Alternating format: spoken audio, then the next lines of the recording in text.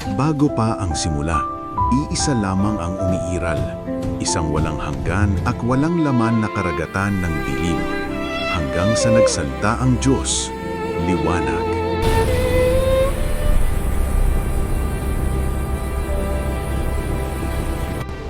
Ang dilim ay naging gabi, ang liwanag ay naging araw.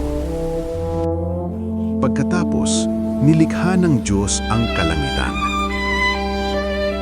Hinango niya ang tuyong lupa mula sa malalalim na dagat. At binihisan niya ito ng luntian. Isinabit niya ang mga ilaw upang maging tanda ng panahon. Pinuno niya ng buhay ang mga dagat at kalangitan. At ang lupa ay napuno ng sari-saring nilalang. Ito ay mabuti. Ngunit, may kulang pa. Kaya't ginamit ng Diyos ang kanyang sariling mga kamay. Kamusta, Adan?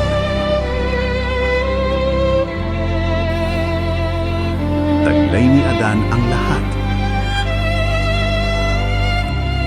Ngunit hindi sapat ang lahat. Kailangan niya ng kapareha.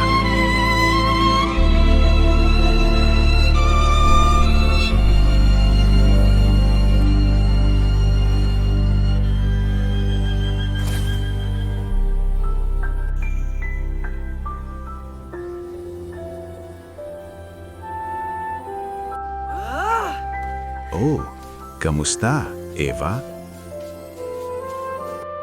Sa wakas. At ang Diyos ay nagpahinga. Ito ay napakabuti.